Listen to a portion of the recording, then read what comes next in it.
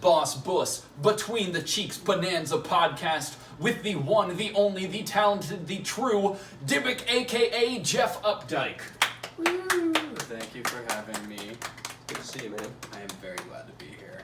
Anyway, it's very great to see you. Dude, it's good to be back. It's been too long. It's been way too long since I've been able to just hang out. And now that you guys are doing this, it's just like we're glad to actually be finally hung out with. this is like sorry, this is nice. Sorry on the back. This is my dream. This is my dream come true. You know. Yeah, but I don't know. I'm so happy right now. I'm just honestly ecstatic.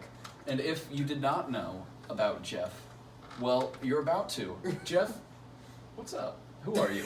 Who am I? So I used to go by the artist named Straylight a little while back, and then I rebranded to change the DYBBK because the Straylight was originally like an old Xbox gamer tag that I had, and I flipped the A into a V, so it was like an upside down A because at the time there was another band that had the name Straylight, except it was Straylight Run. And I flipped it into that, and the reason I rebranded is because I felt like I'd kind of like dug myself into a hole with the branding and marketing because of the spelling, very rarely does someone actually pronounce the name right on the first try. Yeah. And it didn't feel like there was much of a story behind it, so when I changed the name to DYBBK, one of my friends actually helped me come up with the name, and so where the name stems from is DYBBK, DYBBK, is actually a play on the spelling of the word DYBBK, DYBBUK, which was a thing in like a Judeo-Christian biblical times, which a DYBBK was a malevolent spirit, kind of somewhere in between a ghost and a demon that would possess people until exorcised. And the story or idea behind the DYBBK character was that if you listened to the music, you would then become possessed. Mm-hmm.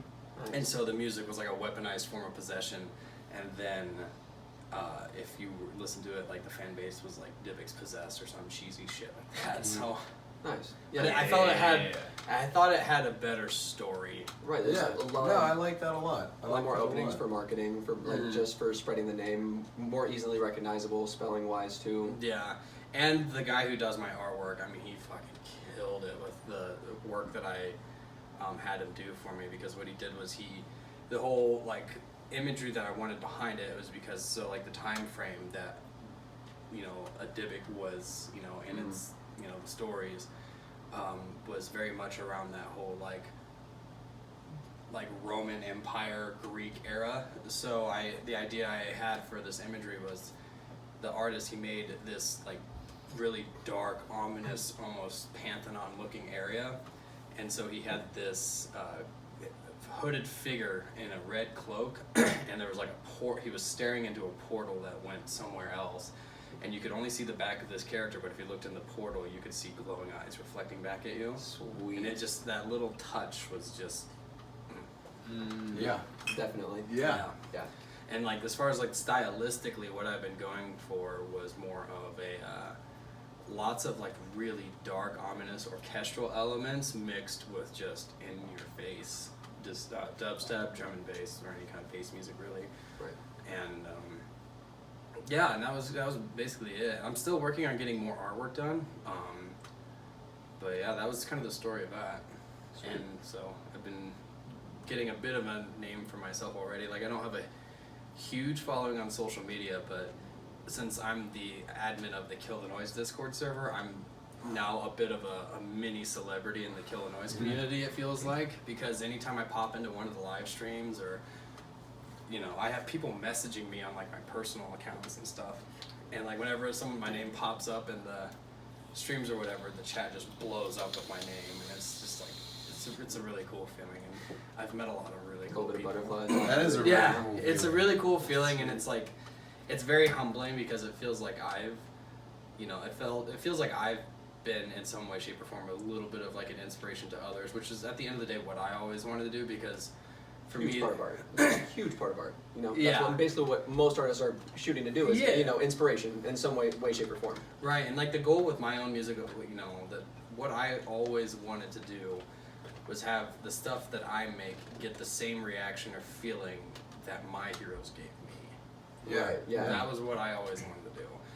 And whether it be like really emotional melodic stuff or just really that stank face bass music, you know, I always just wanted to make people feel like how I felt. Right, yeah. And I'm trying. I'm still kind of like working on achieving the quote unquote style that I want, because like I can, like what I want to make, like I can picture like with the elements and the process that goes into it and kind of the overall vibe, but the execution is a lot harder than actually dreaming. Absolutely. The vision's Yeah, easier than that's the like execution. idea board versus actually doing a job. Like everything's Yeah. gonna look easier on paper, but as soon as you have to put it into, like, you know, bring it into fruition at all, it's, you know, Yeah. there's more work than it ever would seem like. Yeah, and with producing, it's like it's really easy to kind of go down a rabbit hole where you're just, you know, you got a project with like 100 plus some odd tracks, and you're like, you've got all these layers and everything, and you're sitting there focusing on something that's like half a second long, and it's just one part of one layer, and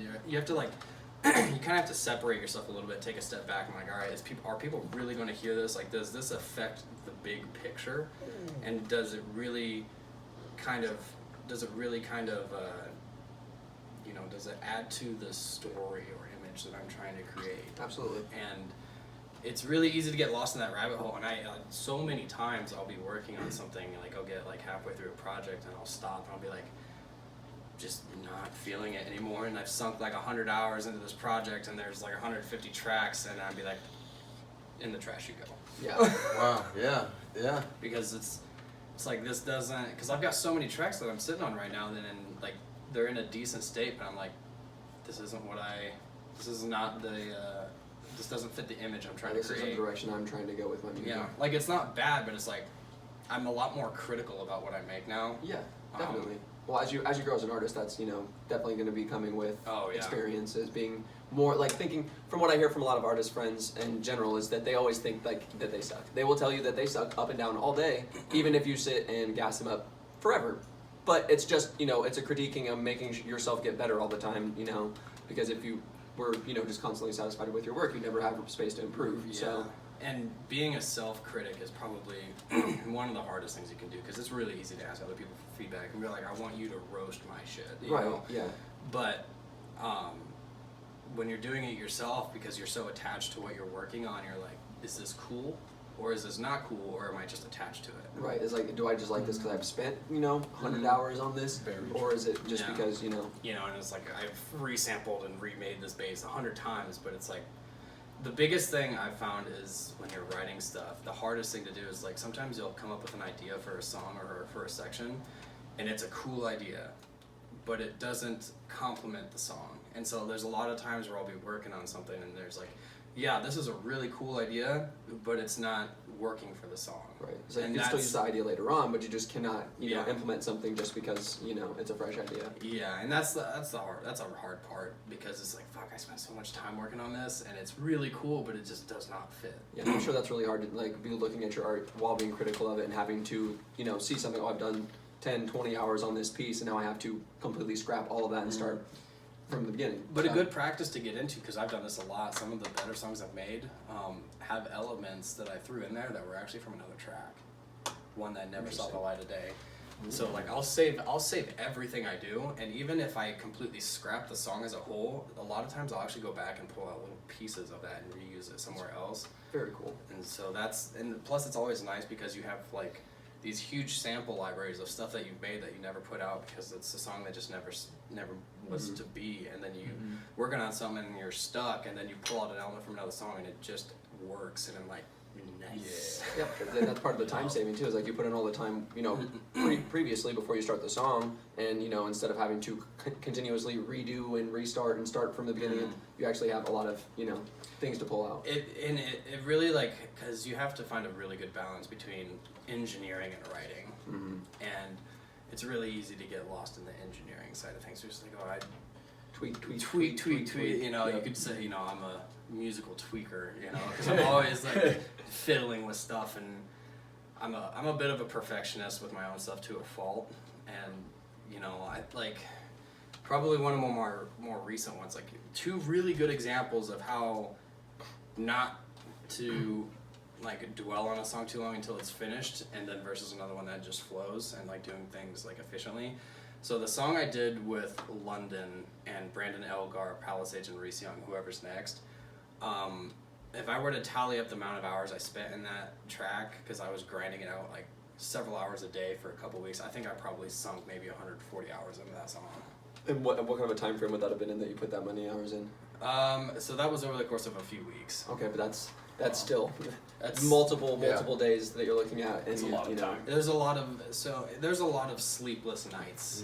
Right, And, so you know, and a lot of those times where how many hours you think sitting at once? Like, one sitting where you spending usually? yeah, like the Starset remix I just put out, as opposed to whoever's next, that Starset remix, loaded up on caffeine, and I pulled an all-nighter and I banged that one out in one night. Impressive. Wow. Very impressive. It's like I went back and refined a few small things later on, but like 90% of the song I hammered out in one night. I actually didn't, like, there was times where I would go, I wasn't even stopping to go to the bathroom. I was so absorbed into The grind, you guys. The grind. I mean, there is like that level of when you are so focused, you don't break for anything. You can have this mentality where you're like, I have been absolutely parched for the last 2 hours. Well, it hurts to swallow right now, Yeah, but I'm not looking away, and my eyes Still hurt. going. But I'm not looking away from this because I'm in the direct mental. I'm Oh still yeah, chugging like it's gotten to a few points there where I would like finish a song, you know, and I'd be going back and listening to finding places to like fix or whatever, Mhm. and I'll play the whole song from beginning to finish, and like by the end of it, I'm out of breath. I'm like, shit, I've been holding my breath for like like a solid 3 minutes now. I was like, when I get done listening to the song, I'm like, God. As soon as I it can't fades out, you're like,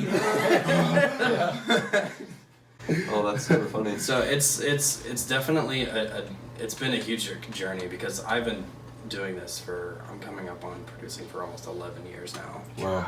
it should And a lot of, and it takes a lot of dedication, and there's a lot of emotional toil on it because, you know, not only are you getting like sleepless nights, you're forgetting to eat for like a day at a time, you know.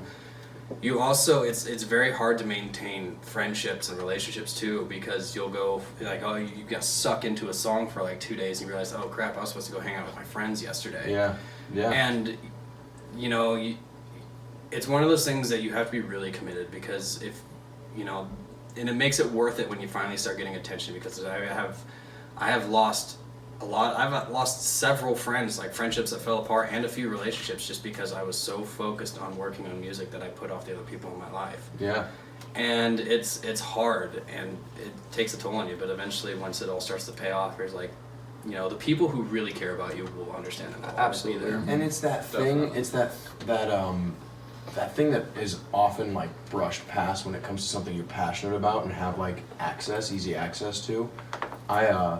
I mean, for me, when I first started drumming, I mean, there was almost no time for anyone in my life, and then I started getting into other music like piano and stuff. Or when you got your banjo. I remember every single day in high school, instead of eating lunch with my friends like I did as kind of a tradition in years past, I would go to the practice rooms, our piano practice rooms at school every single day and just hash out piano, you know? And that was way more important to me than like having a couple laughs with friends. But then I realized, holy shit, like I'm way behind on like all of the stuff that's going on with everybody. Like I'm behind on inside jokes and stuff, and that's shitty because I'm like, wait, these are my friends. How am I behind? Yeah, This is our friend the group. oddball out. Yeah, what one the of us fuck? is not like the Yeah, other. like what the hell? Why'd you guys change so much? You know? And you know, that's something that I've also been really like reiterating with myself, is that like when you're in those kinds of like, when you have a creative pathway in your life, it's very, and you, especially if you're the type that's obsessive about what you're doing, it's very easy to forget to take care of yourself. And so like I didn't realize it until probably in the last year or so, where it's like, fuck, like I'm getting really good at making this music. I can make cool stuff now that I'm happy with, but it's like I haven't slept in 2 days. I haven't showered in like 4. Like I haven't eaten in 48 hours. Yeah. Like I haven't gotten off my chair in like a day. Yep, it's you know? been solid 20 hours And one spot. It's not even so much like the mental. It's like you just forget to physically take care of yourself. I would say, well, you're so mentally focused on something that's not necessarily your physical health that it just starts deteriorating. Oh yeah, and it's gotten to a few points where it's like it would get so bad that like your health actually starts to take a noticeable toll. Mm-hmm. Like when I was first starting out, I was doing that a lot where I'd be like I would be working on a tune until the sun came up. I was like, oh god, I gotta work in an hour. Mm-hmm. And then after like years of doing that, people start to notice like, dude, you don't look good. And then you look in the mirror and you're like you're pale, you got bags under your eyes, you're sick all the time, and that's when it's like You're just your general, like you just literally feel sick all the time. And so I've been really like getting better about like every 45 minutes to an hour, like I have a timer and like, all right, you need to go do something else for like 10 minutes, like stretch your legs. go go stretch outside, legs, like, make some food to eat, or like I'll like take like a 3-hour break and like slow go maintenance. sit in the Slow shower. maintenance And breaks. it's helped a lot, and I found that actually taking breaks has actually helped me make better stuff. Well, I'm sure that you have more time to think Yeah. out what you've done after you know, say put an hour or two into music, and then you stop, you think, you know, say you're having a little bit of a creative block, that 10, 20 minutes you go, you know, walk around, get a drink, do whatever, gives you a lot of, you know, just time away from it to where you're still thinking about it. Obviously, you're working out hard on it. You're not going to stop thinking about it, but you're not so directly having it in your face that the clarity starts coming back, you know? Yeah. Well, and you also, it's also like not just good to take breaks for yourself, but it's also like really good for your ears too, because I mean you're working on something where your ears are like everything to you, and the ear fatigue is a very real thing, and especially when you're like working on something for hours at a time, and Like one sound segment where it's like the same sound over and over and over. then you start to have like a little bit of I don't want to say a bias, but you get to a point where it's like I can't tell if what I'm doing is for the better or actually making it worse, like overproducing it. And so taking breaks is really helpful. And a lot of times when I'll catch myself in the act of doing it, and I'll be working on something like I've got all these like processing plugins on it, and I've got like a chain of like 15 things going on, and I'm like, this sounds like ass. And so then what I'll end up doing is I'll just strip everything off of it except for the core sound itself. I'm like, all right, let's see if I can like just redo everything that I was just doing in those 20 plugins, but let's try to keep it less than 5.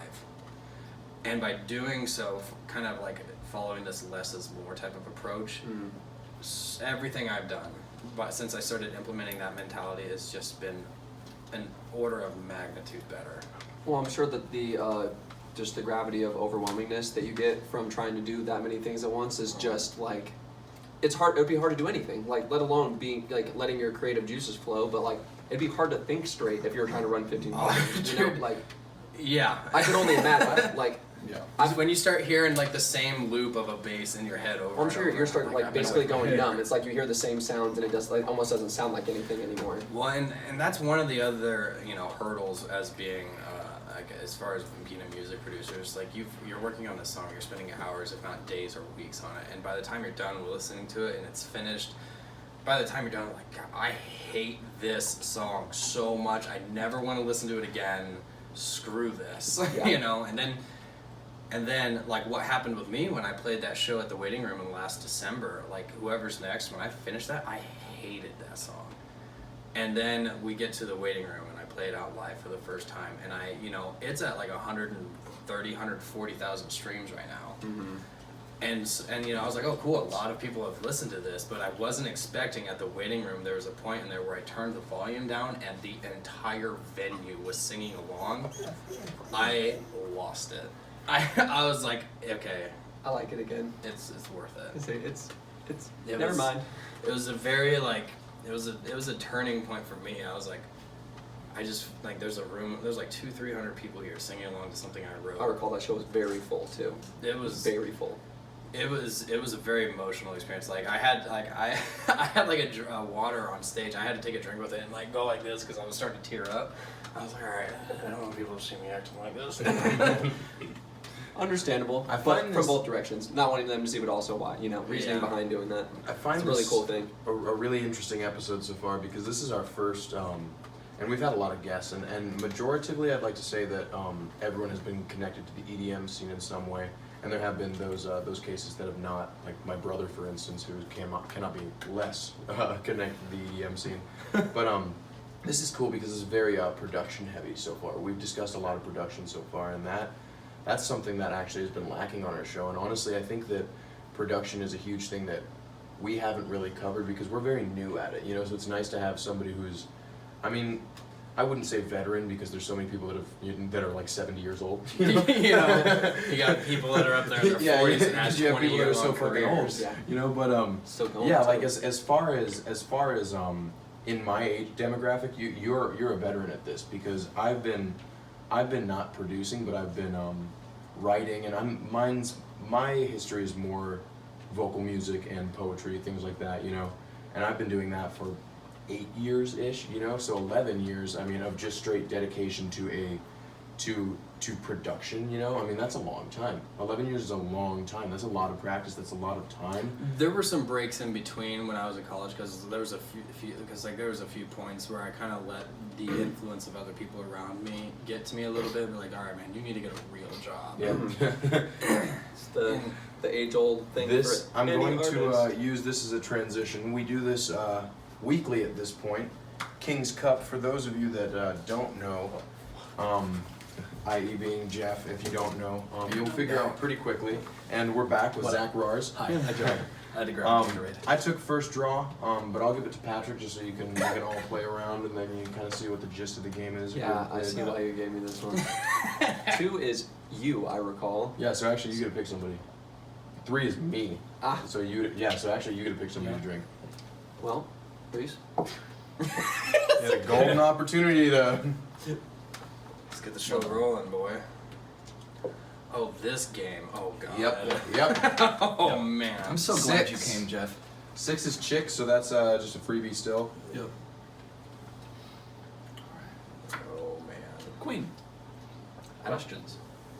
So, I ask a question? No. Do you think that Jeff would ask a question, Reese? Do you know the rules of this game, Zach? Patrick? Jeff, do you know the rules of this game? What are the rules?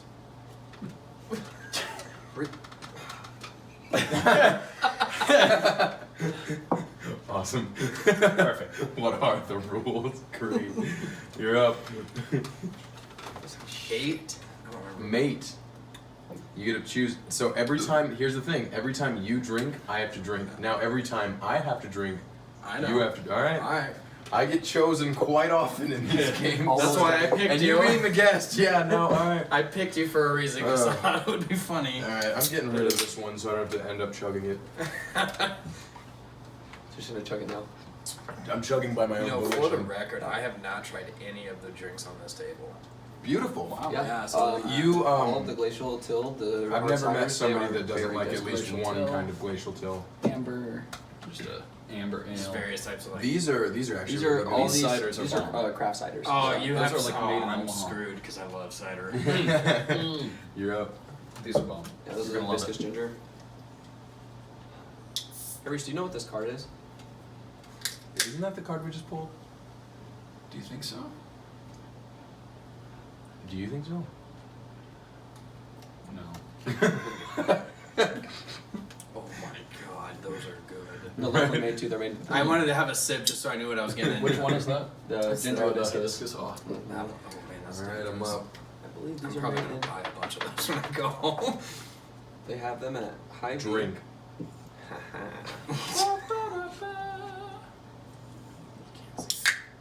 You're up. Oh, And I me swear up. if that's a king. Jack. Never have I ever. Let's do 3. 3. Cool. Alright. Let's get it. This is always the fun one. This is tough now because we've like asked a lot of questions. But it's a new round. You can ask any True. question you want. True. This questions with substance though. True. Well, never have I ever been out of the U.S. Wait, so I put my finger down if I have or haven't. If you if you have. have. If you've been out of the U.S., put a finger down. Okay. Oh. Yeah, well, now we get to know things. You're up. What haven't you done that you think we have? Never have I ever seen the ocean. Jesus fucking Wow. I've been landlocked my entire life. God damn. I'm like in the most landlocked region of the Do country. you know that Nebraska is the most landlocked? It is. We are triple landlocked. Yep. The only state. The Yeah. only Yep. state. We did well. How well we've done. We live under. We're landlocked by all This land. has We a live lot under. of states. We live under a rock or a cornfield, depending on how you look at it. We just don't. Never so did. much. Never have I ever graduated high school. I'm out. Man, that's a dirty one. That's a I have my dirty GED, but I didn't graduate. No, I had attendance issues. All right. So Who you pulled the jack? You're up. I lost. I already lost. yep. Oh, okay. We're done with the games. Six is chicks or dicks? Chicks. Yep. Okay. Chicks. Freebie. Five is guys. Five Yeah, is guys, that's how okay. we're doing it.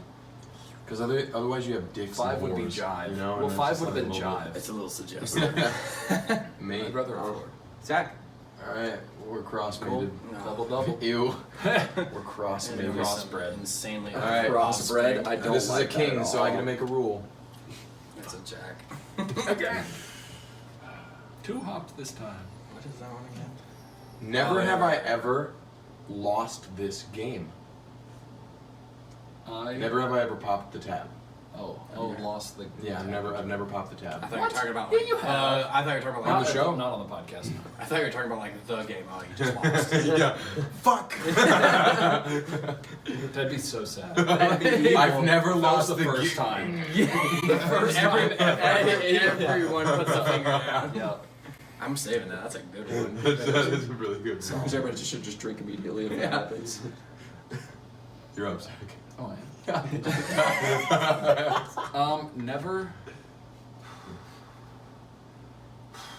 Never have I ever enjoyed a like brat or sausage.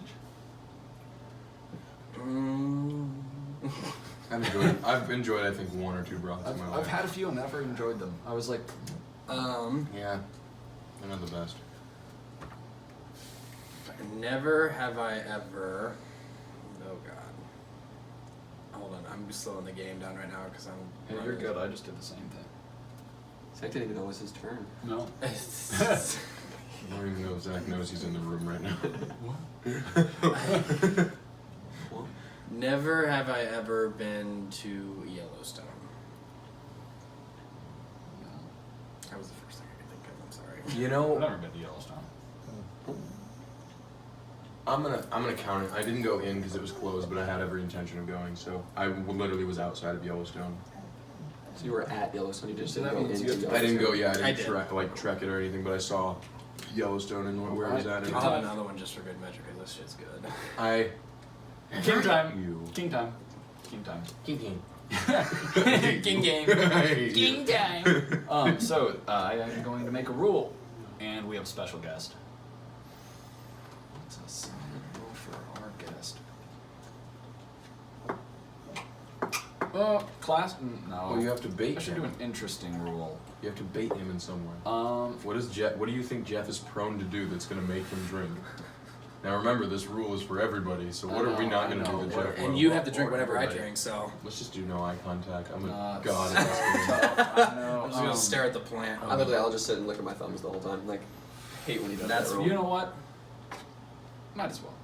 You're I've gonna- been the king of kings all of these past games, so might as well. Just This for is you. my favorite rule No for eye the record. contact. No eye Great. contact. Until Because the you game is always over. get another Yep. person. with Or it. until somebody makes a rule that nullifies it. That's Yep. the only other way. Okay. Absolutely. It's the only. Hey, My Zach, turn? it's the Yeah. only. Oh, shit. The 3 of us drink. Sorry. Oh, shit. God!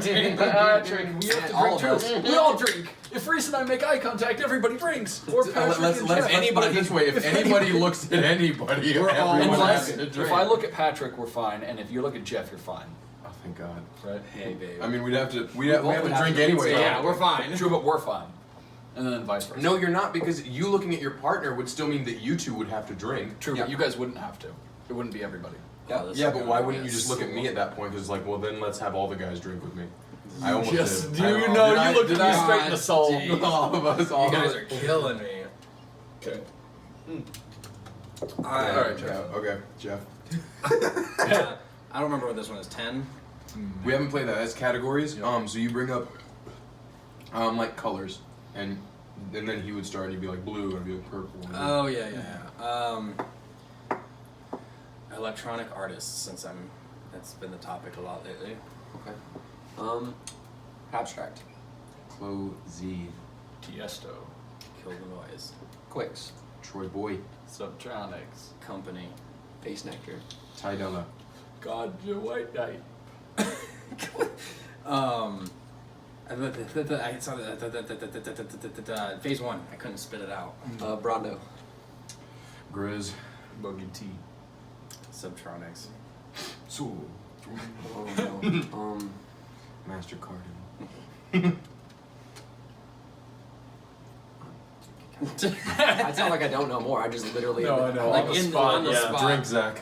Oh, fun. Thanks, Reese. I appreciate it. All right, Patrick, I believe it's your turn. Believe it is. Jack. Never have I ever. Great. All right. I hate this rule. Never have I ever gone to jail. Never. Jeez. Who? Damn, starting off strong. All right. Never. Never have I ever not touched Zach's butt. Wait, no. So if Hold you've on. if you've not touched Zach's butt before, put your finger down. Does it count if it was an accident? No. Okay. He's hoping I've touched my butt. Zach, you and I and everybody else have to drink because we definitely just looked at each other.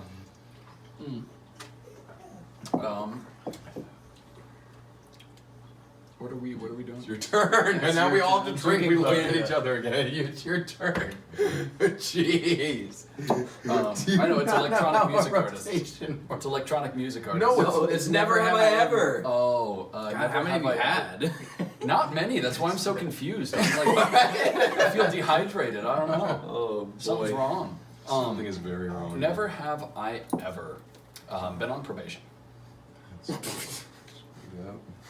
That's real screwed. Would you rather me have said an EDM artist? Like, which one's better now, huh?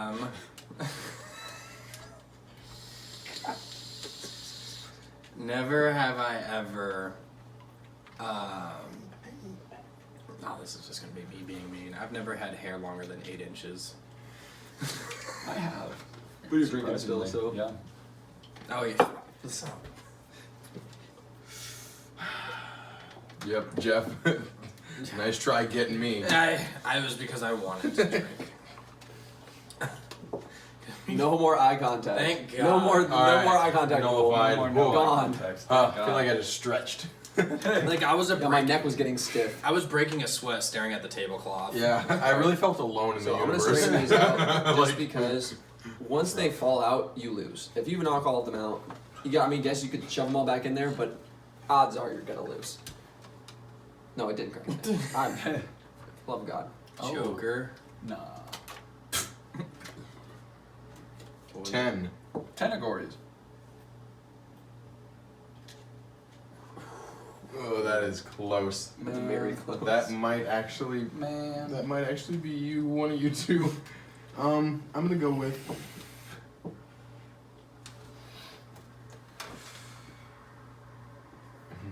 types of grass. I'm just gonna start drinking. Sod, turf. Sod turf. Neither of those. Sod or turf? But you start. I mean, like No, types no, of like the Oh, like astroturf. no. Fake grass. No, like actual like strains of grass, like the names, like yeah, like I don't know. where like parts of the world the grass. I know one, but that's it. You know any grass? I know a couple. Do you know any grass? Scientific names for grass? No, Just like- no, it doesn't. No, I mean like. So like you have trees. There's like an oak tree. Yeah, Like, that would Like be- you could Oh. literally even say crabgrass. That is actually what it's That called. is, yeah, you're correct. Grass.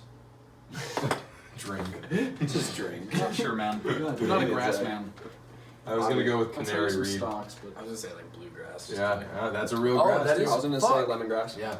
Oh my Lemongrass. God. Yeah, there's a I lot. didn't think of those as real grasses. Yeah, canary reed It's is a what it's you. bro. It literally. Well, we said any grass. Just had to be alive. It couldn't be AstroTurf. That's you. Valid. 5 guys.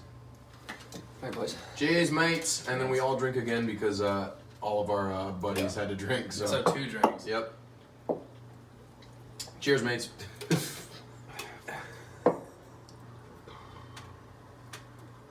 So This yeah. is like the fastest I've drank a beer since I was in college. I wish I could say the same. Yeah, it's been like a week. That's yeah, you. it's my turn. It's been like 3 hours. Yeah. 6. Yeah. It's a freebie. Ooh. Maybe. I don't know if it's that free. At what price? That counts. Unfortunately, that If I counts. lose again, I'm gonna be so upset. That'd be 3 times in a row that I've lost. These are full. Yeah, they're always like. Dude, right they now. always burst. They like open. Yeah, it's like There's like a whole. It's like It's not like This is shit a companies where it's fresh like 70. geyser. Like this is one of those like hidden lakes that looks like a lake, but It's there's like like, a- it's like- miles of trench underneath. It's a glacial It's till. like an alcoholic Old Faithful. There shouldn't be that much sip on the rim. That was a whole mouthful Right. of sip It's on not the even rim. foam that comes up. It's like literal liquid. It's liquid. Yeah. It's liquid. Makes me kind of mind comfortable. 8. I'll have him edit it out. Oh, mate. Do I get to pick another mate? Yeah. Yeah. Ooh, All right, we're getting Reese. a little flaccid there. Keith, I hear you, but not right now. Correct the boy. Oh, God. Hey, I'm gonna tighten this back one. cha-ching. Oh God. You chose me as your mate, or you? Yep, So so we're it's all me. mated. Yeah. Yeah. Oh. It didn't No matter who matter. I picked. The classic. If I didn't pick anyone but Zach, because he's already my mate. Well, we're so all now it mated. doesn't. 4 is floor. Doesn't matter. We're on the doesn't matter part again. Yeah, I love we're on this. the doesn't I matter love it game. when this happens. It only lasts for a few drinks. Because it goes so fast. Last I'm time we glad did we're this, not playing with like vodka. we do that sometimes. You are out of your Yeah, you missed. I have 2 bottles right at my feet. Yeah. So we've just been nice so far. You know. We have probably gallons I'm probably of liquor. In Where, this with the house. amount of cards in there, I have a feeling I'm gonna This is like lose. 3. That's a 4th one, I think. Really? I think that's the 4th in the deck. Wow. Jack of alls. Ooh. Oh. Oh. my God. Got him. I think that might be the fattest stack of cards I've ever seen. Yeah, that's How is that not? that is the toughest seal on Because a there's can I've ever there's seen. literally like pressure, no pressure in there because it's full. Never have I ever stacked that thickly in a King's Cup before. You've already heard that none of us have. You've all just commented. Wow, that's Yep. Um, Goodbye, because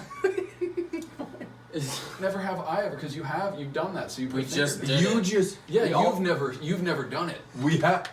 You I said just never have did I it. ever seen a Oh, stack done it. have- No, I meant to say done it. Yeah. Oh, you did. You You are did doing it. it. We're doing it right now. You guys haven't done it. I put the stack in. I've been the thick stacker. Okay, is but what I'm Zach, we saying. all participated in this stack. That's Yeah, you just put one card in just You didn't the just thickest stacker boy. Fine, you know what? Like Fine. we're Do a all- different one. You put all Let's those do a cards different in. one, okay? Never. I tried my best. I've done pretty well. Never have I ever not owned a kendama. I don't have one, so do I? Yeah, if yeah, you don't own one, then yeah, you just they're not worth that. When you said not Triple own, negative. yeah, I was like, Never have I ever not Never owned or has been. Not- or haven't. not owned. Never have it have or have it. Never have I ever have or haven't not owned in my house. Um.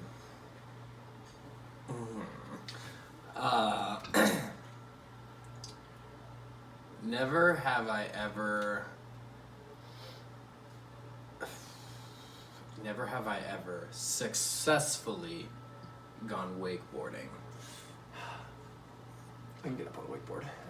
I was a lot younger and a lot fatter and weaker. I couldn't get up. I've gotten up on one. I'll count That it. counts. I've gotten Yeah, up if on you one. sta- if you I stand up from got where up you're on water skis, but Yeah. Dude, I, kneeboarding That's is so where much- it's at. yeah, It's the kneeboarding best. is way more fun. It's Way so more much fun. fun. I've Yeah. never done any. You can stand up on It's kneeboards, amazing. too. I- If you land wrong, you immediately You just where you headbutt catch the, the the water, nose. though. Yeah. Yeah. You immediately headbutt the water, so you don't land wrong. you're getting a nose. Yeah, like your I will land your neck is horribly. just like screwed. for the You're rest of coming up out of the vacation. water with blood running out of your nose. Yeah, exactly. Because like water just shoots up your nostrils. You like vomit it out your lungs. You're like.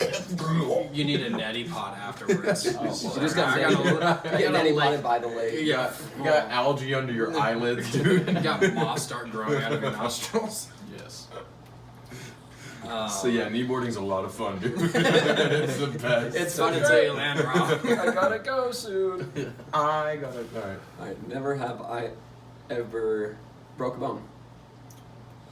Broken all four. I fell off a 2-story balcony and I still have screws in my leg. Well, okay, besides fingers and toes. I've broken legally fingers and never toes. broken a bone. That is not. Who Is, is Yeah. is a lawyer like, sir? You can't- not it. I- You you can't can't legally legally classify deny this.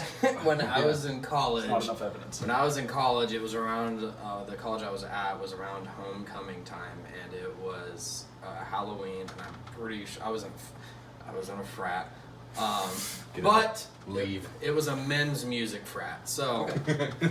Sounds But horrifying. it was. It was. I think it was like within a week of like the chapter's president at the time's birthday, and so it was homecoming. We were coming up on Halloween. It was his birthday. We were just being stupid, and I, long story short, fell off of a 2-story balcony dressed as Spider-Man in the dark, and because I kept saying stairs were for pussies, and I fell off. Somebody finally called your bluff.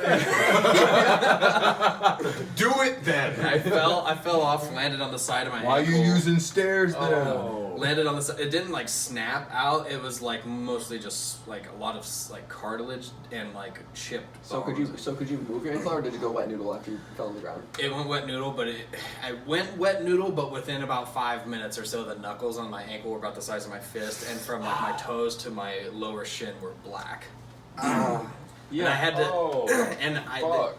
it was so swollen that when they did the X-rays, the doctor was just like, he was Australian. He was like, mate, your foot's too swollen. I can't see shit. I ended up getting reconstructive. So I fell off the balcony October 28th, 2011. I didn't actually get the surgery to fix it until March 23rd, 2013, Oh. and I was walking on it the whole time.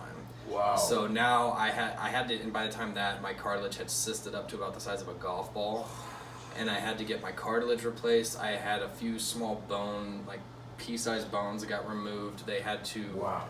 they had to break my ankle to get in there, and they had to cut all the Sorry, sir. We're just gonna have to. yeah, and then they had They do to that all the time. the tendons and ligaments had healed in the wrong spot, so They had to like cut them He's back. got one They buff had to- ass doctor yeah, that just they had twists to your cut foot. them. Yes, sir.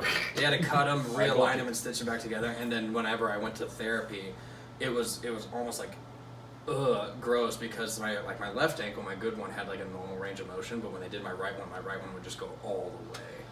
Whew. Wow. Yep, that's a stomach turner for you. Yeah. Can you still do that?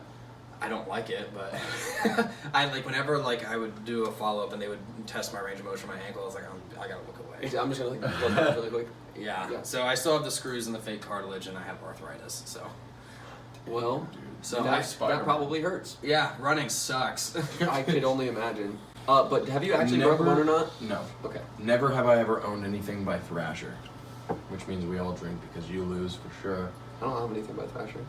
You don't own anything that says Thrasher on it? No, I don't.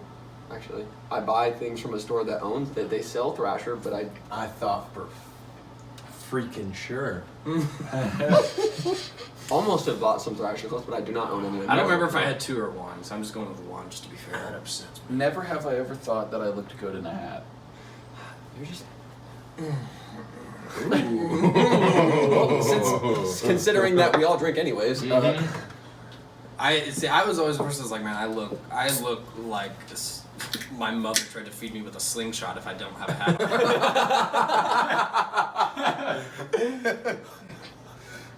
Oh my god. That's one of the best analogies I've ever heard. Oh, wow. My dad had some really good comebacks like that. Like he was always like, "Yeah, you look like someone set your face on fire and tried to put it out with a track shoe." My dad's sense of humor was just. Who just got done? Was that? Did you put your card in? There No, was, was there was no another card put in there. Oh, okay. Was that because you had that really lame Yeah, question yeah, afterwards yeah, about... I'm stacking thick. Never have I ever not. 7. Have- Oh, fuck. We all drink. Yeah, we all drink. It doesn't matter. It doesn't matter. Why would you do this, Patrick? I had to pick This some- is the I literally part. don't have a choice to not pick a partner. Well, this might be it for Jeff, though. Do we see it? Pro strat, don't ever go on the top of the pile. Go in between pre-existing cards. Mm-hmm. Yep, and then just... You just sabotage our guys. I take it I'm drinking then. Unless you can fit them all back under there. at once. Jenga. If you can fit those back if you can fit under them back, yeah. without it popping. Can I bring it over here so I can do it? Yeah. Go for No. Can I just take all of them out to put them back Yeah. in? Okay. Just as long as you do them all at once. Go big or go home. Right. This is important. This is... Okay. That is I'm pretty not- close to a half a deck of cards right there. This is probably a third of a deck of cards. Sure, I'm not sure this is gonna do it. You might actually end up making me pop it. I'm not gonna lie. Hold on, let me try this again. My cards are slipping out. These glacial till cans do not like to break their seal.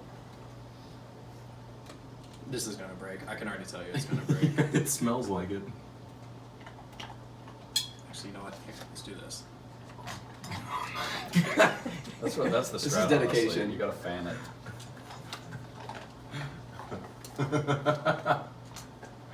This is great. It's probably some ASMR. Can we just get this low frequency? Hold this close. There we go. There we go. Oh, and it's gone.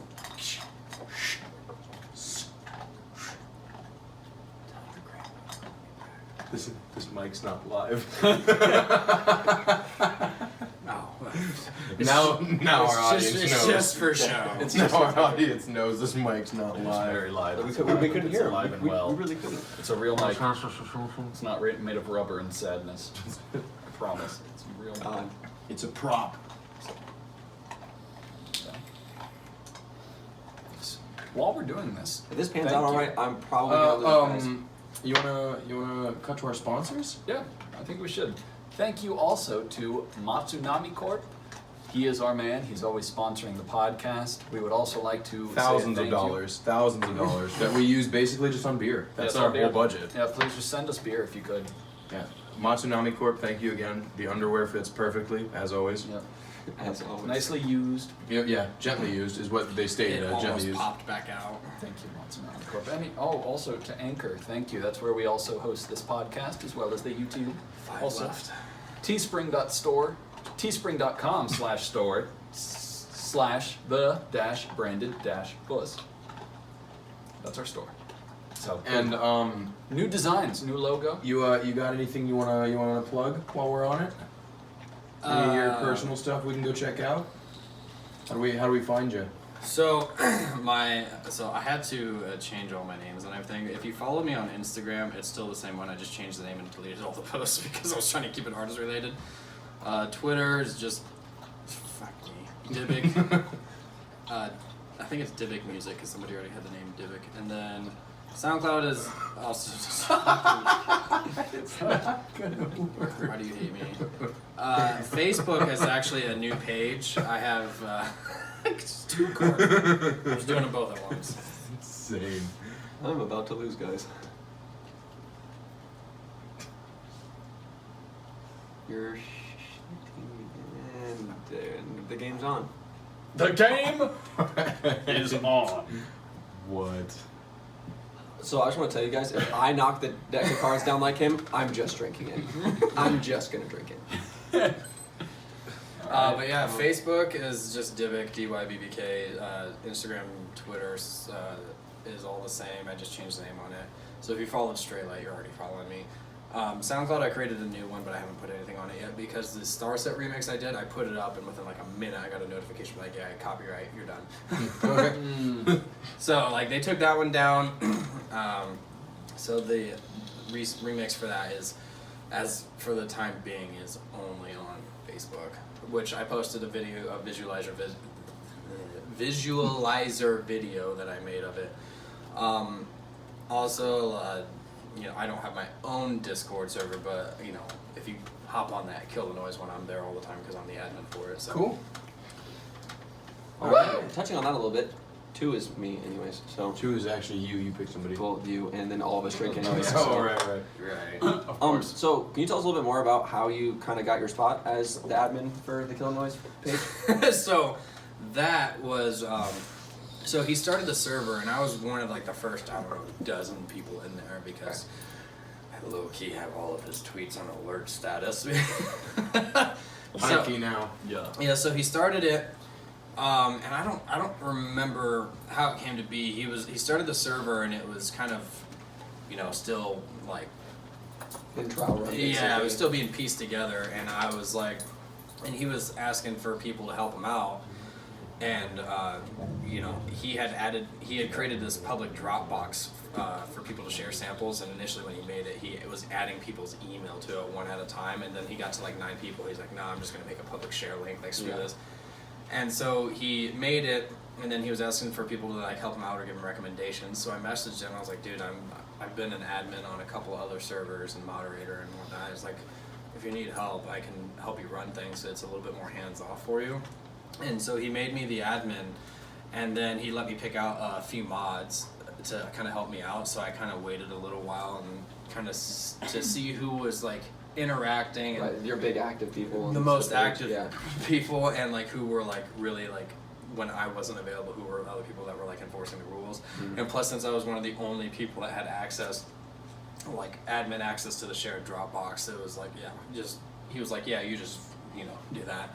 And it's been, I think that has probably been one of the most lucky things that I've gotten because of becoming an admin for his server, and now he's doing the Twitch streaming thing where he like listens to other people's songs or whatnot. It's been really cool to like have a semi-personal relationship with someone who was almost the entire reason I even started making bass music. Yeah, I mean that's a dream come true kind of a thing. Yeah, You know? and so like that's been really cool. We've been having chats like talking about non-Discord stuff, and just like me and him have an inside joke with the server, so it's like no one else knows about it except me and him. So I'm like, yeah, I got an inside joke with you, you know. Nice. Yeah. And then you know, there's a few other things that we've been talking about that I don't want to let the whole world know about yet, but we've been talking about some other stuff too. Which I've told you guys off stream. So some TBA stuff. Yeah, this may be within the next year or so, but Future like, things. yeah. Eyes open, eyes open. 3 is Wink, me, wink, which nudge, means nudge. all of us. Pretty much every cartoon's Cheers. all of us. So. Yep. Ooh, I think that means you drink it. Ooh, Unless you want to do what you just did. Yeah. What's the integrity of your gut like right now? Good gut integrity. I'm probably glad you ate that steak before we started. What the fuck? That's a shot in it. Yep. All right, it's time. What's the consensus? Do we play another game, or is this it? I think we should probably call that I think so. Call that the- successful. end of the drinking games for today. I think Yeah, so. I also have to drive home. Yeah, necessary. But I I'm always- down I always with more wonder that questions about our and just- guests. Yeah, yeah. What are they? Yeah, what's the? I'm down with like more like just chatting now. Yeah, Yeah. definitely. You know. Oh God. You're You made the hole way too small. You're more of a man than I.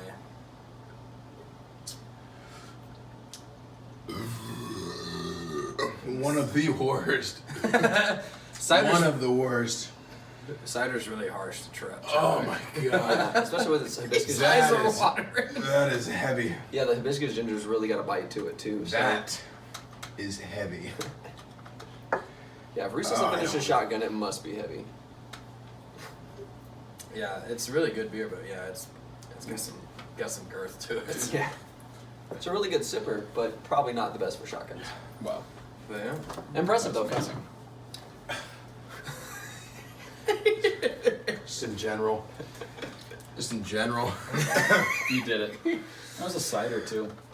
But So- Thankfully, I um, live here in the studio, so. Another question about your music. Is there anything else that you're doing right now with all the COVID stuff going on for, production wise, doing any live streams? So I'm trying to get back in the habit of doing like Facebook live streams in a more of like a thorough educational manner because I mean I can't speak for everyone, but I can speak for myself that I'm like a visual learner. Absolutely. And but the caveat is that you can look at shit all day, but unless you have someone actually breaking it down at the fundamental level, Right. When you won't can't ask stick. questions, a lot of that's big on learning things, especially in a timely manner. Yeah. So there's that, and then I've been working on a whole bunch of stuff, like a lot of experimental stuff. I'm doing 2 projects at once. I'm doing a duo with my friend, and then I'm doing my solo stuff. And I'm kind of like this last week. I'm kind of like taking a little bit of a break just because the couple weeks prior to that, like juggling 2 projects, trying to finish numerous songs at once, production challenges for the server. Mm-hmm. It's like I need a breather. Yeah, it kind of goes back to the the little thing we're talking about of breaks being necessary to be productive in your music. And sometimes breaks can range from 20 minutes to I've had times where I've had to take a break for a whole month because Life happens, man. Well, not only that, but there's times and it happens to everyone. Like you'll have it when you're on this road to production, you start out and it's not just one of these. You're Constant roller coaster. it's all over the place, and there'll Yeah. be numerous times where I've finished a song and I'm like, fuck yeah, I can do anything I want now, and then the very next song I'm just like, I suck.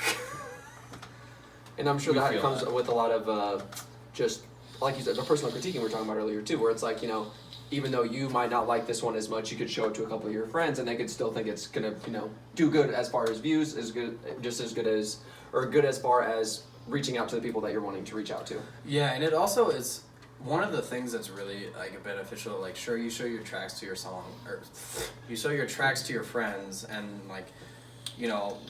9 times out of 10, they'll be like, "Oh, dude, that's awesome," and which is great. Right, Don't get yeah. me wrong; it's Always definitely a support your friends, confidence but boost. if you're trying to have someone But- critique stuff, But it's also nice to have someone, at least one person there, who will listen to your song and be like, yeah, "You got some work to do," just very honest, Yeah. almost mean, but in a good way. Yeah, and that's that's one of those things. It's the beauty of the internet is because you have an infinite number of people And that can sit nobody there and filters roast. themselves on the internet, so No, because we got keyboard warriors. yeah. And so you don't gotta show your face, so why would you Yeah. not say what you want? And sometimes it's a good thing, and other times you'll get Can be people. tough. Yeah, there'll be people that they forget that it's a real person on the other side Absolutely. of the keyboard. But I find that I get more value when someone just absolutely obliterates my ego and my production and just completely rips it to shreds, and it's humbling and it puts you in your place. You're like, all right, I'm not Billy Badass on the block. Well, and also probably brings you, keeps you leveled and everything, knowing that, okay, there are people that are going to be fully honest with me, and it makes you think about, okay, all these other people that are just immediately telling me this is amazing, how much are they actually trying to help me, further my music? Because Yeah. sometimes telling someone that their song's good when they should work on it is not going to be productive for them at all. So. Exactly, and so whenever I show stuff to people, it's when I came here and I was showing you guys some of my stuff that I haven't put out Boy yet. at the club. Boy at the club. When I first got here and I was just because it was the most recent example, it's I was showing you guys my stuff, and it's in those situations, I was I don't want to say feeding my ego, but you know what I mean. It's hard. It's Well, like it's you get other excited people- about showing other people yeah. what you've done, Oh, yeah. and but then there's a place and time for everything, Yeah, absolutely. and showing your stuff to your friends or when they come out to your shows and they see you and you come up and that's something that I still struggle with, is because whenever you play a show and it's I'm not saying I play huge festivals by any means, but I had a couple big shows. I've had a few big Had a couple shows. big the shows. Brondo one was really fun. That was a Very huge lit show. so cool. And then there was the one in December with Kramos in London, and then That was great. there was a couple other Fantastic ones. show.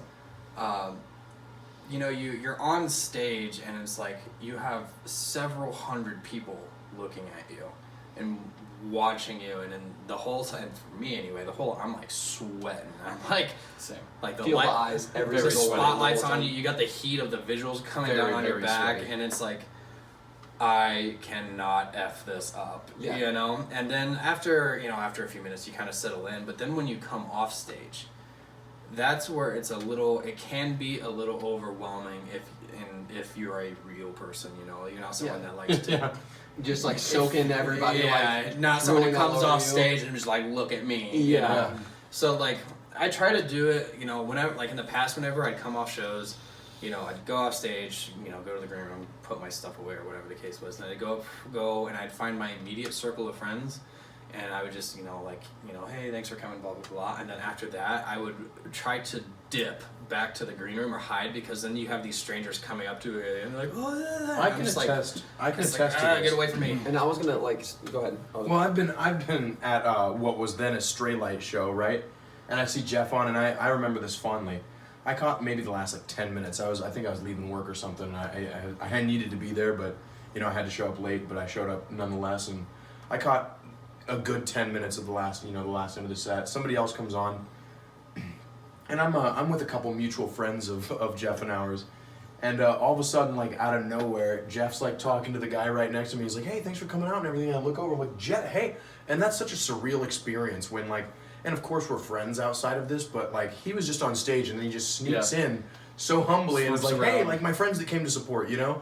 And that's funny that you say like if you're a real person, you know, because there are those people that get off stage and like, let me bask in this. You Yeah, know? I see- And I I've was- seen you every time that I've been at one of your shows. You come, you move slow off exactly stage. what you said. You're like, You just been all like, right, and I am a Gone. normal person. I'm Like, a like, cool- I'm a thank cool you guy. everyone for supporting me. And like, this is really cool. You know. I see, because I'm like, don't get me wrong, playing shows is fun, Yeah. but I've never been the type of person that likes to sit in the spotlight. I don't like having a lot of attention on me. My whole mission was I just wanted to make music, and playing shows is just kind of a thing that comes with it. It's funny because If I could make a whole living off of just playing music, writing music, and never having to play a show, that would be perfect. Yeah, because I don't it's like funny Like it. the because heavy you are- practice in production that you do too comes into play. Is eventually, if you do keep doing production as you are doing it, shows probably won't be necessary. Yeah, You shows should- will, and the shows will happen because I mean there's a demand for things like absolutely that.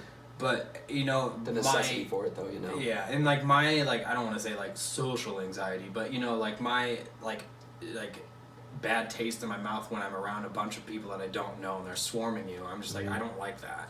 Yeah. And it is like weird as that sounds coming from someone who performs, not liking to be around people. Like sure, I love to meet new fans and whatnot, but having that kind of mentality where it's like, all right, I just want to kind of go back into my circle and disappear when I'm not on And stage. that's- It keeps you humble, and I kind of try Yeah. to embrace that. I don't It's want funny to. because I know you ghost write a lot, and I actually had this thought the other day, and I think a lot about a lot of random shit. But you surfaced in my mind, and I thought, you know, he's probably, and dare I say, he's up there. He's one of the best that I know personally, one of the best producers that I've met. You know.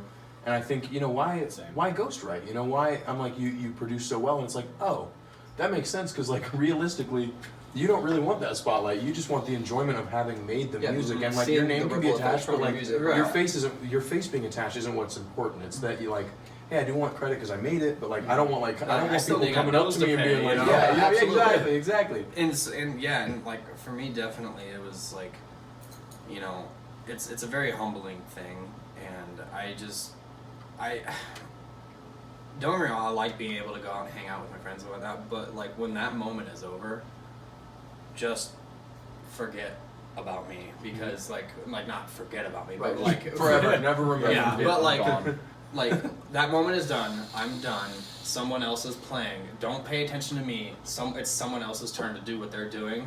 Give them the respect to pay attention to what they're doing and the work that they've put Right, into the this. same respect you're giving me as your Yeah. friend, show the other artists the same respect And as also, well. it's like let me go out there and be able to enjoy it and not get.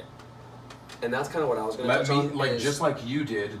Let me enjoy the live. And that's Yeah. a huge Yeah. thing I've seen, I meeting mean, all it's kinds the of same artists, thing. going to shows since I've been in the scene for about 3 or 4 years now.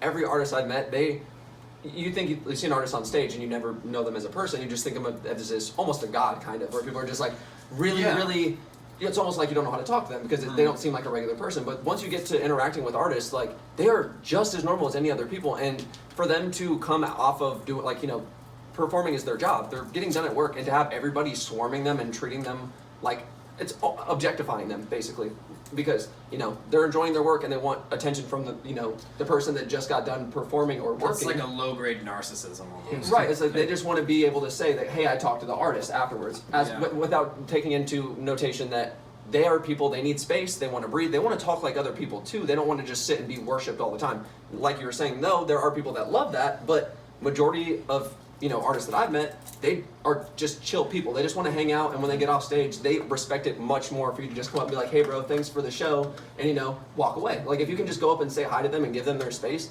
they will look at you in a whole different light than if you were to come over and just drool all over them. Oh yeah, because like I've had a few people like that, like not a lot, just because I'm not a huge artist. Right, but I mean, it happens even on the smaller there's level. people that just see someone on stage and they don't want to leave them alone. It's funny because it's more prone to happen to people when they are completely inebriated. One of my more favorite actors said, and I quote, high fives are fun, but, what do you say? High fives are fun, but autographs are different. And I heard that and I read that and was like, whatever. But on a metaphorical basis, I'm thinking, okay, high fives, like stopping to, all right, hey, that's a quick, hey, thank you for, I'm sure you're a huge fan of me. Like, say you're an actor, everybody fucking knows you. Bleeped. Everybody knows you. And you put so much time into this thing that these people are appreciating. You've put so much work and time into it, and you don't want your whole life to be defined by that time, that job, It's because and so that's where that autograph, like the high five's nice, but an autograph's different. Somebody saying like, thank you, or you killed it, that's awesome, hey, thank you, thanks for saying that. But like, stopping for a conversation every single time and stopping We gotta think of how many people ask them that. So it's 2 seconds to give someone a high five versus, okay, for them to sign an autograph, it might take up to 2 minutes. If they have every single person that recognizes them stopping them and they have to give them all autographs on the side of the street, they won't ever make it down the street out of their car to the store that they're going to get groceries. Like it's not, they're humans. Like you're treating this person all of a sudden like an animal, like a show pony. or like a deity. Yeah, like, Show pony deity. yeah, in the same way where it's just like, I'm not looking at you like I think of myself. Like you are on a different level than me, and that I've seen make a lot of artists uncomfortable because they just want to be recognized for their work without it changing the entirety and definition of themselves. Right, and what a lot of people forget is that like all these like artists, like we as small or big artists, is like, they're like on this pedestal and they're like, like you work to get to a place. Yeah, and then when you meet them, because like I've taken lessons from bigger people, like I've taken lessons from Company and Odd Profit, one-on-one, and like they're normal people. Yeah. And it's almost like you said, it's very dehumanizing because it's like you see these people performing and they're huge and they're like international artists and they're like a god in your eyes. And a lot of people forget, it's like, man, they're real people. Like they have their own problems. Like they have things that they deal with, and they make mistakes, and like, and sometimes they're to actually be really shitty people. Like I won't say any names, but I mean all you have to do is go on EDM Twitter and you can find out who is the asshole of the month. You know? Right.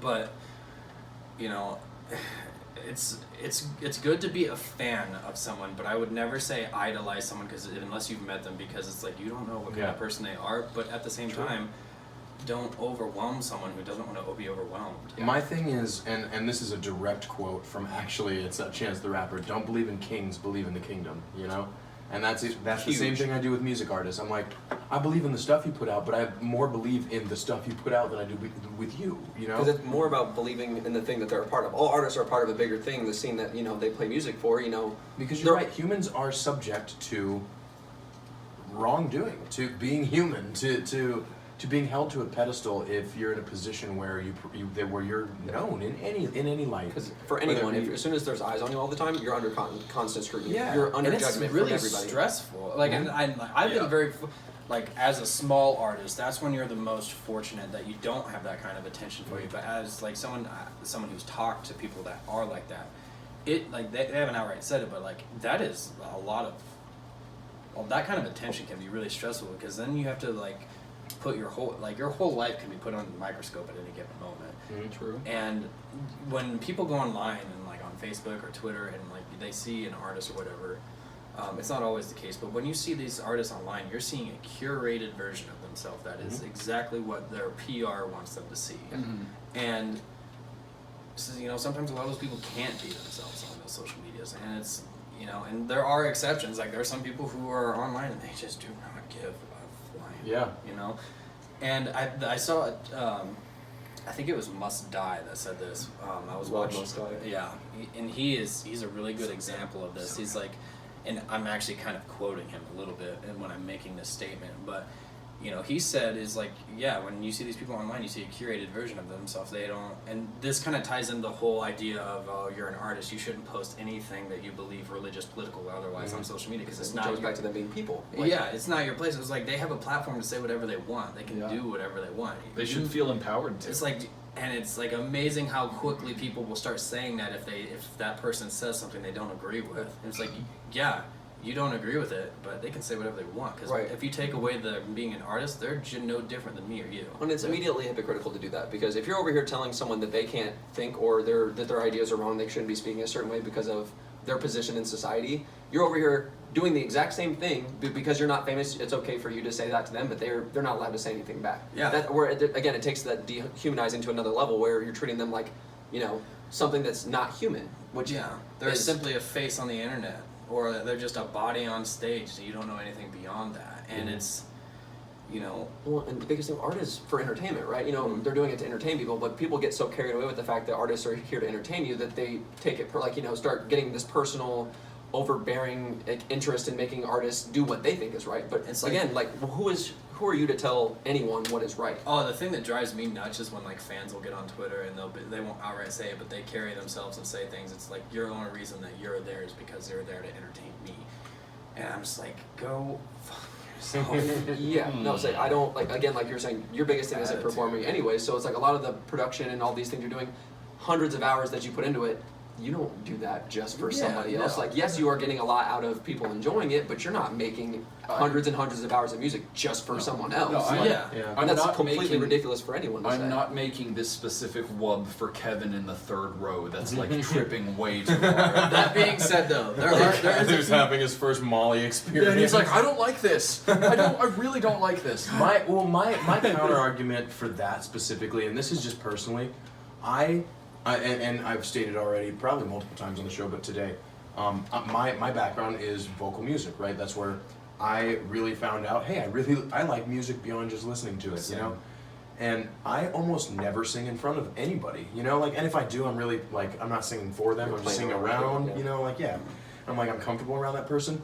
But long story short, I almost never do it for somebody. I'm doing music for me, and hopefully if I ever brought it to a more a wider audience. Yeah, an audience, hopefully that they'd like it, but from when I started until now, that part has only ever been for me, and I like jamming with friends and friends who play instruments, let's get together and jam sometime. And it brings into focus that whole concept of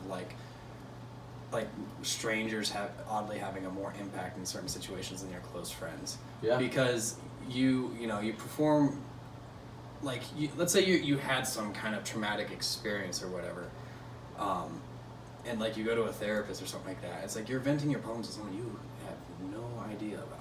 Yeah. And it's, or when you're on stage, something that I was more relatable. When I'm performing with my friends, I'm a lot more relaxed. But for whatever reason, when I'm performing in front of a bunch of people that I don't know, I'm suddenly you start thinking about some of these people, this is their first impression of me. I don't want them to think that I'm unsure trash. feeling. Yeah, and then you get off stage, and then some people just, and sometimes you don't know, because there will always be those people that you'll get off stage, they won't ever talk to you, but you can see from a distance they're talking to their friends and they're pointing at you. Yeah. And I'm just like, is that a good point? Is that a bad point? Yeah. It's funny because I guess this is kind of our division of personalities. Our our discourse is, I actually think almost the exact opposite. I love playing for complete strangers, right? Mm-hmm. Because it is freeing for me, because I have a clean slate. I am only to you what I am presenting in this half hour, whatever the set is. Predetermined notion. Awesome. Right? But when I'm with my friends, I'm like, oh shoot, I want to give you the best set you've ever had, because I know you guys all well. Or if I mess this up, if I mess this up, Patrick's gonna give me shit. And then I start thinking, okay, fuck. I might. Well, such and such is here. I got to play this song at some point because they really like this one, Mm-hmm. And I start catering almost to my friends. Whereas an audience, that's my show. That's not their show. This is my moment. Friends, that's their show. I'm playing for them. Yeah. When it's an audience of people I don't know, it's and I don't know what better way to put this, but it's like I'm playing for like, it's like I walked into like a doggy daycare and all these dogs are like super psyched because I have like this bag of bones, and I'm like, yes, they already have a reason, like I'm already on stage, they have a reason to trust and believe in me. They're at a show and they're like, wow, okay, this is one of the few people that are playing tonight, they must be good, right?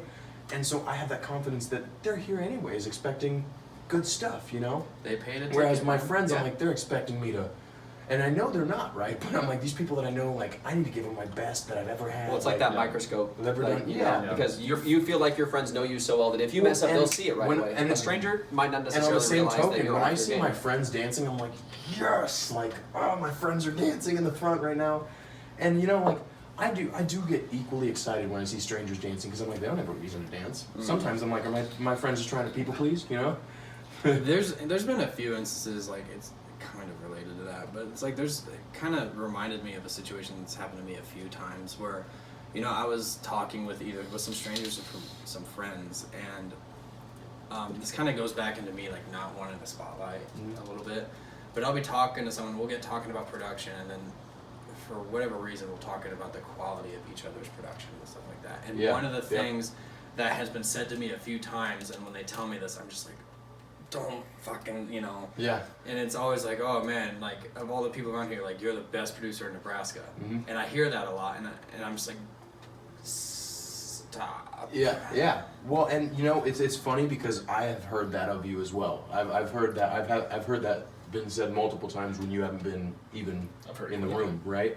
And I assume that like that has to put you in a position where you're like, you're honored, but you're also like, you're like, well, now I have friction to. between you and other artists. It could, you know, there's just other things where you don't want to be overly supporting people saying you're the best, because then it makes you look. It's turning then away you're from this, also you know, the supporting humbleness that that you're trying to idea. support, and it makes you look like, you know, it feeds the ego the wrong way. Yeah, and it's like don't get me wrong, I appreciate the compliments and all that stuff, but it's like, and it's always really awkward because it's happened to me once where I was at a show and someone came up to me afterwards and said that about me in the presence of another one of my producer friends, and I was just like,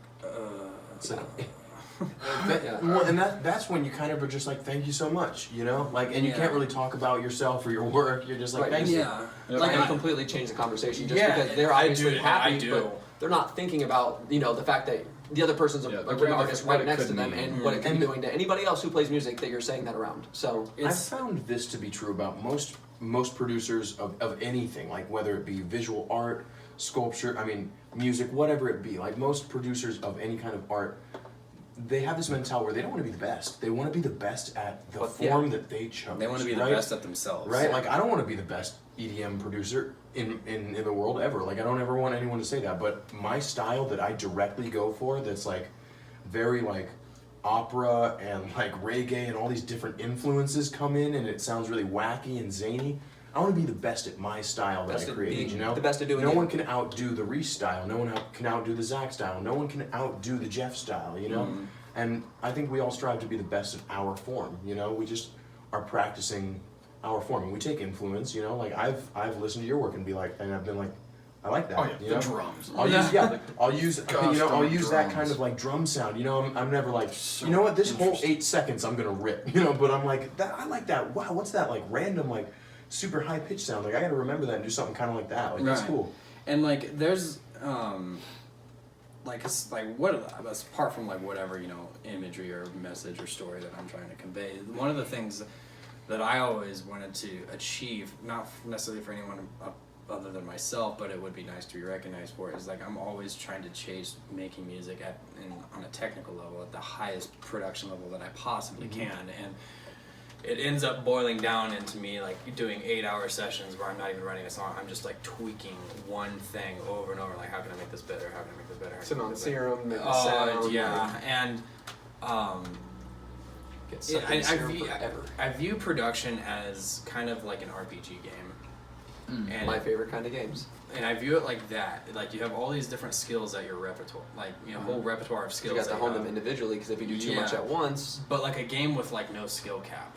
yep. So they're just constant. Like there's Yeah. no you Yeah. know 99 level for this that. It's like Mhm. infinite. You can go any, you know, everybody Yeah. has their own range for whatever. Yeah, and it's like technicality. you go on like one of those games that has like no skill cap, and you'll come across players that have like just god awful high skill levels, and you're like, you know, but the way you look at it, it's like there's always someone better. Right, and it's well, True.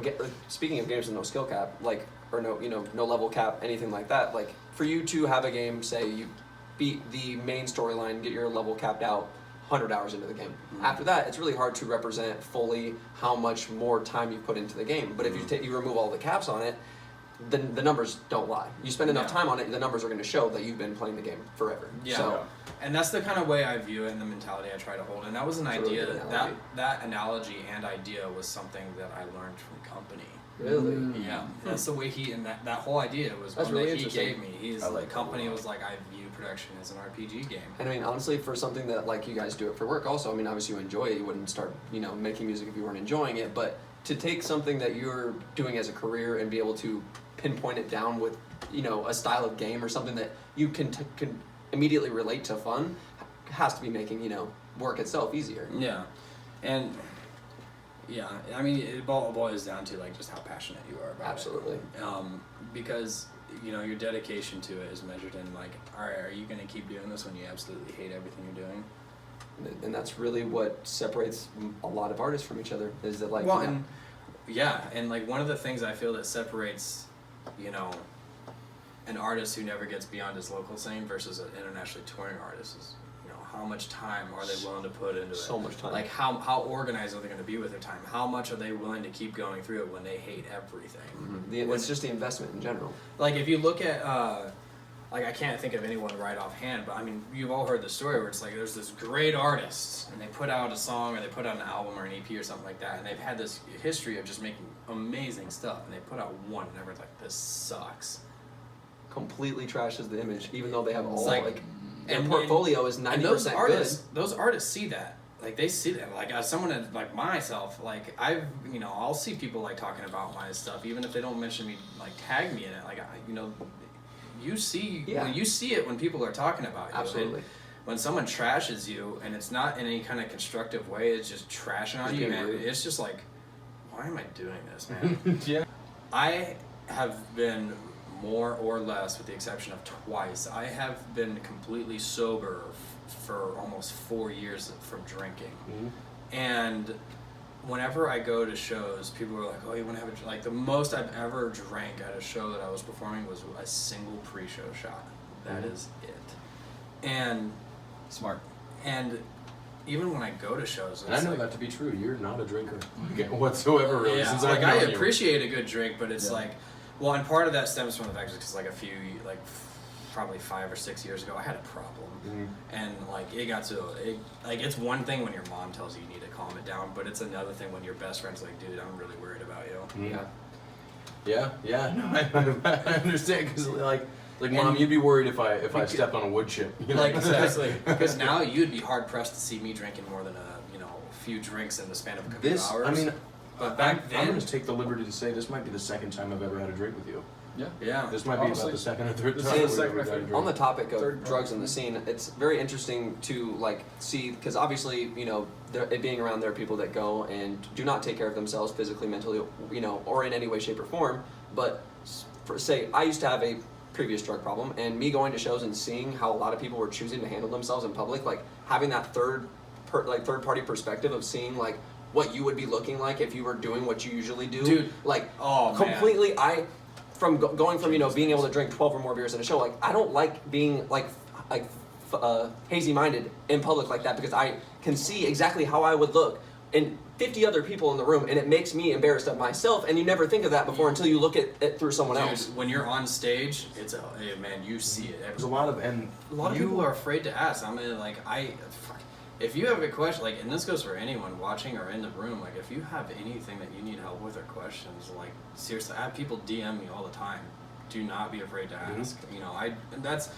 There's like a few things that I want to be remembered by besides my own music, and that one is just trying to be as real of a person as I possibly can, given, without, I mean, you're always going to have people who are like, gawk over you. The other one is, like, for people that like to go to shows and they've never been to a single concert, and they've never gone to a concert and not been just obliterated the whole time, go to a couple shows sober, man. It Just really changes how you think about go to a carrying show yourself sober, Yeah. enjoy the show, spend time with your friends, And since it's something that's been going on a lot lately, if you see someone like hurting or doing something to anyone else, do not be afraid to step up, because evidently that's something that's been happening a lot in like concerts and whatnot. People will just. I'm gonna be the first person to say it, and if it gets backlash or whatever, that's cool. But I view it in the same way as I view like most things. If I see a dude being straight creepy after many times of like, hey, please get away, I'm decking that dude. I'm gonna deck that dude. Do whatever you gotta and do. I'll kick myself out of a venue Do because whatever I'm you like. Do like, whatever you got to do Yeah. to prevent someone Not else chill. from experiencing something they'll never forget. Exactly. Yeah, exactly. And that what kind of experience are you? I mean, you have to be the strongest mental to be like, all right, I'm still gonna go to shows and stuff after that. Like I. And it's the And biggest I thing about say raves that- too is I think of it as a safe space for so many people that have gone Yeah. through so much bullshit. Well, to see it's- people doing that kind of stuff in a safe place upsets me because greatly. there's so many Well, open-minded people. And I in the bring scene, that you up know? because I went to the Odessa show in Lincoln, and I had one of my friends that was with me. She went off to go visit with her other group of friends. And when we walked in, she was perfectly fine. She had one drink, and when she came back, it was like she had been just fueled up on something. And she didn't know where she was. Like, it was a mess. Yeah. Wow. Well, and it's a serious thing Scary. that like I don't feel like is honestly publicly speaked about. I think spoken we're about. at 2 different shows in town. Yeah, it happens. actually, It happens a lot. I've had a lot more friends tell me that that's happened to them. I'm like, what kind of asshole? Yeah. Yeah. Yeah. And it's tough to see, especially in a place where you want to be able to trust everyone because everyone's there for supposedly a similar Because they reason. But preach the whole plur thing. yeah, but I mean, Yeah. honestly, you go to a bar, you go out to eat, like just take care of your friends. You know, make sure your friends are good. Be Make there sure you for keep them. an eye on everybody, because you never know who's going to be around. If you're in a public place, you could be literally at the putt-putt golf course and something back happening. Not saying that that's your odds are the same as going to a bar, but you should be treating all situations at least semi-similar in the fact that you don't know anyone there, or if you don't know people, you shouldn't just trust them off top of your head.